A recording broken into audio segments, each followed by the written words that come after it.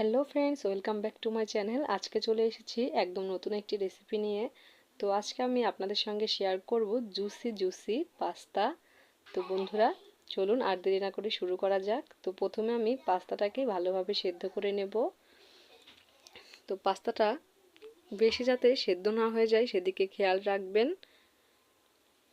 দেখুন, আমি পাস্তাগুলো ভালোভাবে সেদ্ধ করে নিচ্ছি। সেদ্ধ করা হয়ে গেলে ঠান্ডা পানি দিয়ে ধুয়ে নেব। তো বন্ধুরা, কড়াইতে তেল দিয়ে দিলাম। তেলের ভিতরে দিয়ে দিয়েছি পেঁয়াজটা একটু ভাজা ভাজা করে নেব। পেঁয়াজ ভাজা হলে এর ভিতরে আমি পছন্দ মতো সবজি দিয়ে দিব ফুলকপি, পেঁয়াজের কালি, টমেটো। তো বন্ধুরা, টমেটো আমি একটু পরে দিব, প্রথমে আমি ফুলকপি আর পেঁয়াজের কালিটা দিয়ে দিলাম।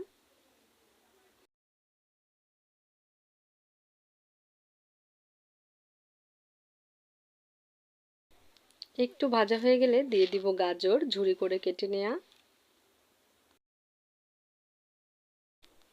কেটে রাখা টমেটো দিয়ে দিলাম। তো আপনারা আপনাদের পছন্দ মতো সবজি অ্যাড করতে পারেন। এর ভেতরে সব ধরনের সবজি দেয়া যায় এই সবজি পাস্তায়। তো মশলাগুলো ভালোভাবে ভেজে নেব। মশলাটা ভালোভাবে ভাজলে পাস্তার কাঁচা গন্ধটা থাকে না। তো সবজিটা ভালো করে ভেজে নিতে হবে।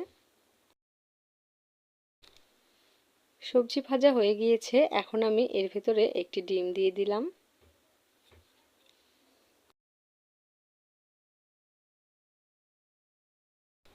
দেখতে কিন্তু খুবই কালারফুল লাগছে।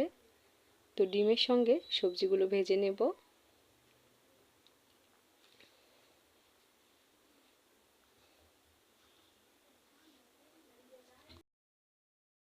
সবজি ভাজা হয়ে গিয়েছে, এখন আমি আগে থেকে সেদ্ধ করে রাখা পাস্তা দিয়ে দিব।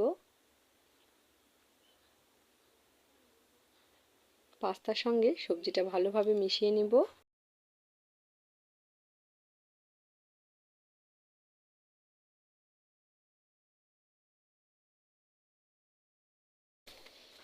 কিছুক্ষণ ভেজে নিয়ে এর ভেতরে আমি দিয়ে দিব ম্যাগি মশলা। 1 প্যাকেট ম্যাগি মশলা দিয়ে দিলাম।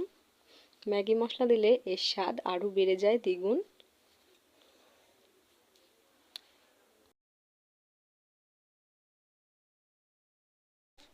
এইভাবে করে নেড়েচেড়ে নামিয়ে নিব সবজি পাস্তা বা জুসি পাস্তা। তো গরম গরম পরিবেশন করে নিলাম। দেখতে কিন্তু দারুণ হয়েছে, খেতেও খুব টেস্ট হয়েছে মনে হয়। তো চলুন, এখন খাওয়ার পালা।